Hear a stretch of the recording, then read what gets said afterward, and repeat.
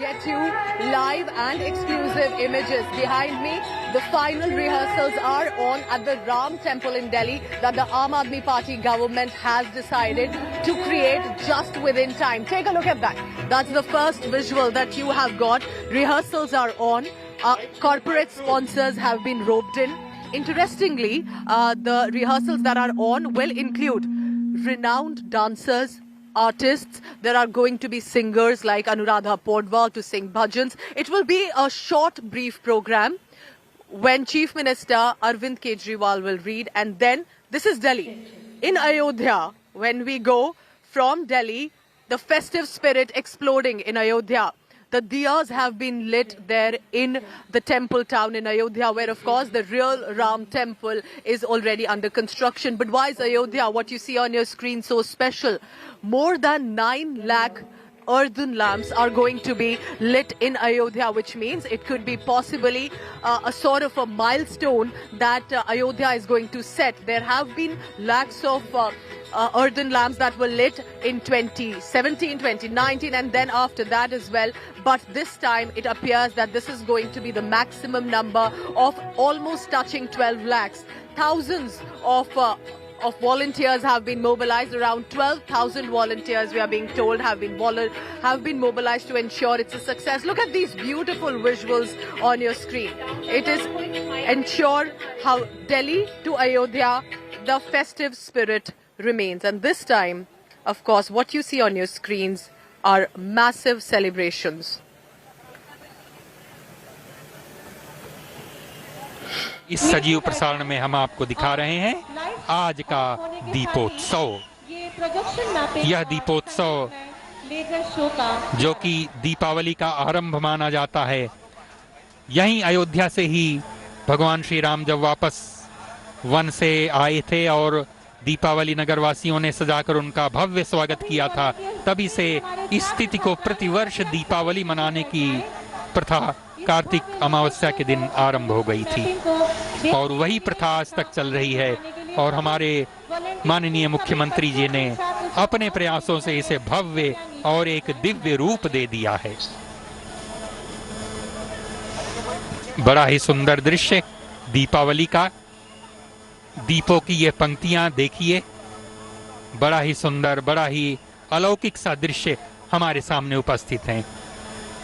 कुछ विभिन्न आकृतियों में भी दीपक सजाए गए हैं, जो कि कुछ आकृतियां बनाते हैं। आपके सामने ये देखिए, इनमें कुछ श्री राम से जुड़े हुए प्रसंग हैं और कुछ ऐसे चित्र दीपों के द्वारा बनाए जा रहे हैं जो कि बहुत ही सुंदर लगते हैं देखने में। और आपके सामने बहुत तेज स्वर आरंभ हो गए हैं। अब इसका आनंद आप लीजिए। नया कीर्तिमान स्थापित करने का प्रयास चल रहा है। There's an attempt to set a new world record at this point of time. 9.5 lakh diyas are being lit up on the banks of river Saryu. This is Ram Ki Paidi in Ayodhya. The initial world record was 51,000 diyas lit up in 2017. The number went up to 3.5 lakhs in 2018, 4.5 lakhs in 2019, 6.6 lakhs in 2020. And there you see, this is the large panoramic view of the Ram Ki Paidi. For the first time, there will be the Ramayana on LED through 3D laser and of course 500 drones in the sky to show you various events. The first Deepavali celebrated when Maryada Purushottam Shri Ram, Mata Sita and Lakshman returned to Ayodhya after 14 years in the forest, and also of course after killing Ravan. This commentary that you see on your television screen is all about the history of Ayodhya, Adipuri, Ayodhya. Dyutiman मैं केवल राम कहूं तो मर्यादा के समस्त सर्वोच्च मापदंड स्वतः परिभाषित और स्थापित हो जाते हैं। फिर भी मैं उन आदर्शों को बार बार रेखांकित करता हूं जो राम को मर्यादा पुरुषोत्तम बनाते हैं।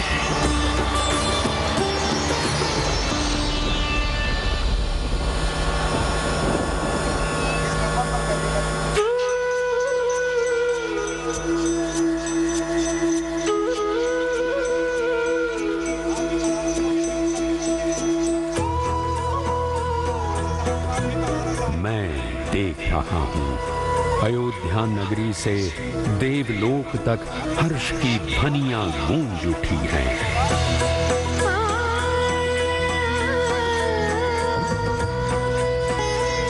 त्रिलोकीनाथ प्रभु श्री राम ने मां कौशल्या की कोख से प्रकट होकर पृथ्वी लोक को धन्य कर दिया है।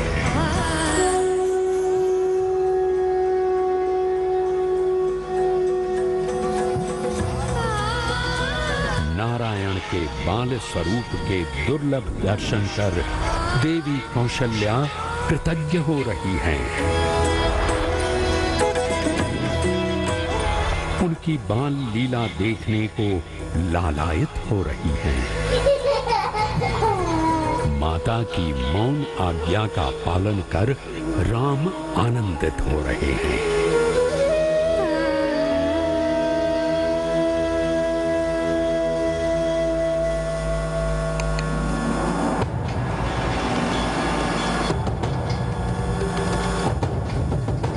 मैं देख रहा हूं इधर राम किशोरावस्था में पदार्पण कर रहे हैं, उधर असुरों का आतंक बढ़ता ही जा रहा है।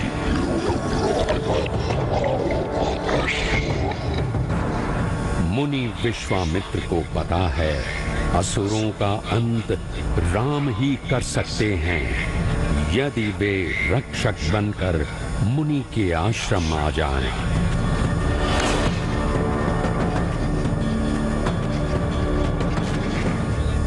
श्री राम लोक धर्म के धारक हैं। गुरु विश्वामित्र के साथ राम सानिध्य मात्र से परित्यक्त अहिल्या का उद्धार कर स्त्री सम्मान का लोकबोध कराते हैं।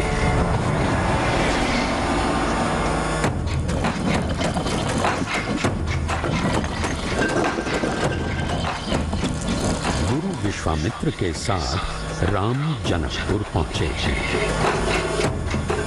वीरता, धीरता, गंभीरता एवं कोमलता, इन समस्त गुणों और आचरणों को एक साथ धारण करते हुए राम दिखते हैं इसी जनकपुर में।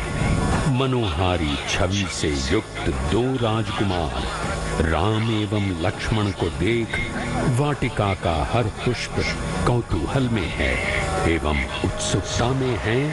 जनक दुलारी सीता श्याम वर्ण के राम के अनुपम सौंदर्य को देखकर सीता आह्लादित हो उठी है। स्वयंवर में शिव धनुष भंग करने वाले को सीता वरण कर लेंगी। हिला सका न जिसे कोई बलशाली, राम ने खंडित कर दिया है पल में उस शिव धनुष को।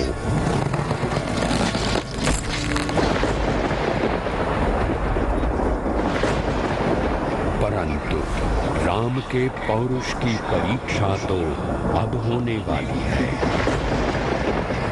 परशुराम के क्रोधपूर्ण आवेश को क्रोध से नहीं कोमलता से ग्रहण करते हैं श्री राम और वीरों की मर्यादा को नई ऊंचाई देते हैं।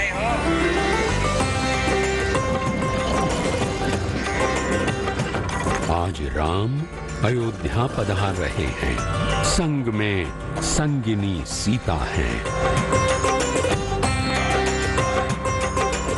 नगर भर में सीता के सौंदर्य और सिया राम की अनुपम जोड़ी के वर्णन हो रहे हैं।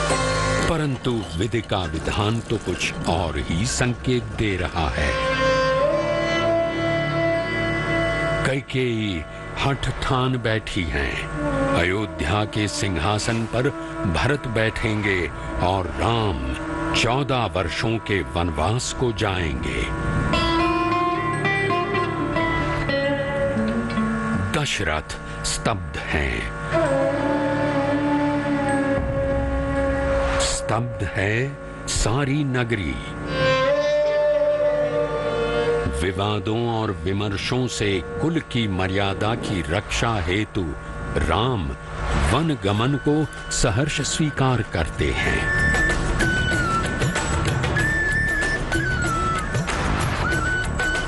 प्रसन्नता और अप्रसन्नता के भाव से परे राम नगर छोड़ चल पड़े हैं वन को।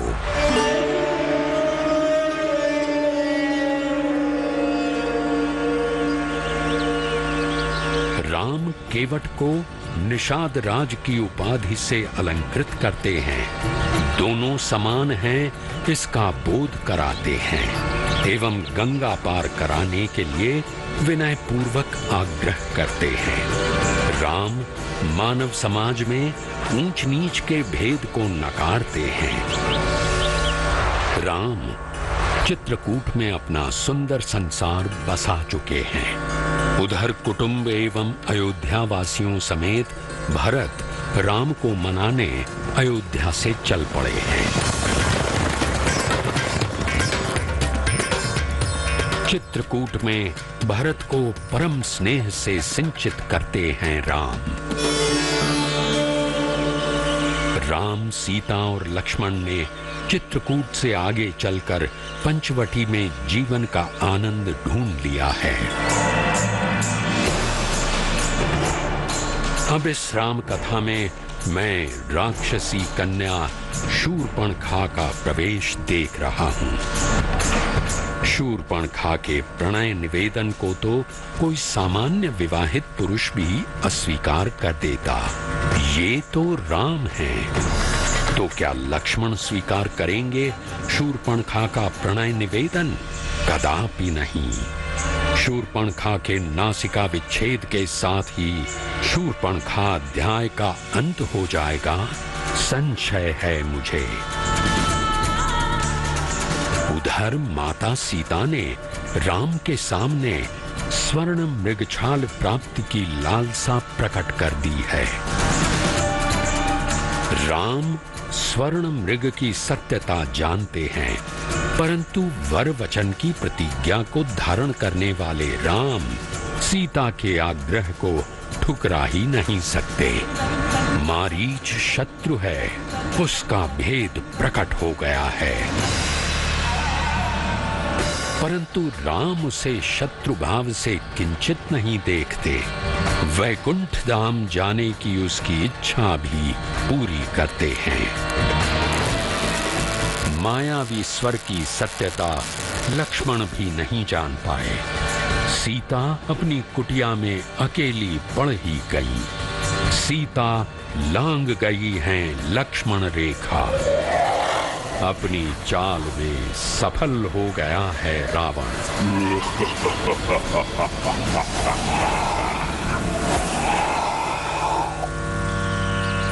वियोग के क्षण में भी राम न धैर्य खोते हैं न धर्म।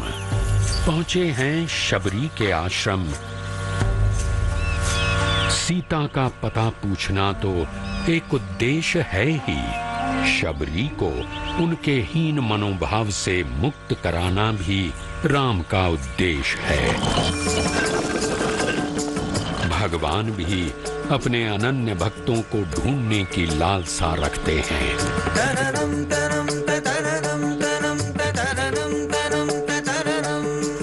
सीता को ढूंढते पर्वतमालाओं पर विचरण करते राम इसी अन्वेषी भाव में प्राप्त कर लेते हैं अपने अनन्य भक्त हनुमान को एवं सुग्रीव को।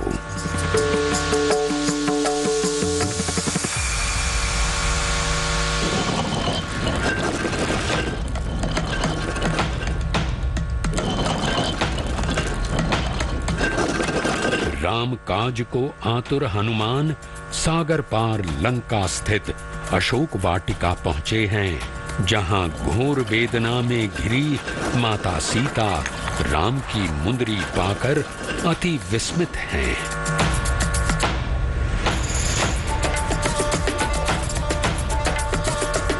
आएंगे प्रभु राम रक्षा को, सीता का विश्वास और प्रबल हो गया।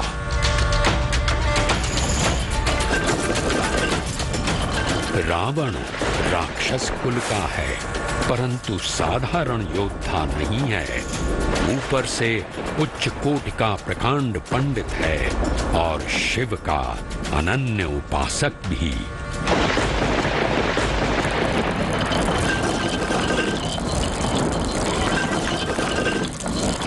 रावण की स्वर्ण जड़ित लंका की दमक राम की भक्ति और प्रतिबद्धता से भरे हनुमान के ओज के आगे मंद पड़ जाती है। हनुमान की युक्ति काम आती है। रावण का स्वर्ण भवन एवं स्वर्ण सज्जित लंका जलकर स्वाहा हो जाती है।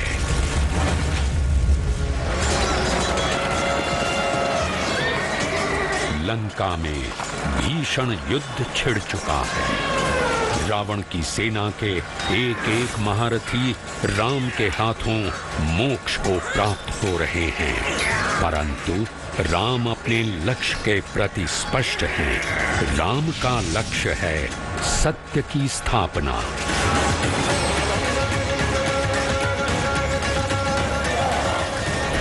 युद्ध के मैदान में ये कैसी अशुभ घड़ी आ गई है। मूर्छित लक्ष्मण की रक्षा के लिए संजीवनी लाना संभव भी है या नहीं?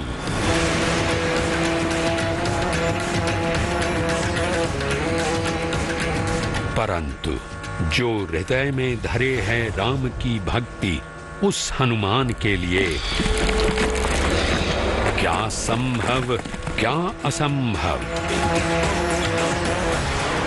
राम को बोध है रावण के अवगुणों का।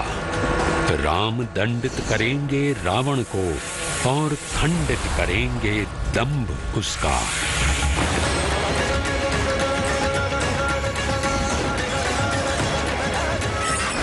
राम की सत्य शक्ति और रावण का पराक्रम टकराएंगे। क्या होगा परिणाम आज? व्याकुल हैं देव सभी।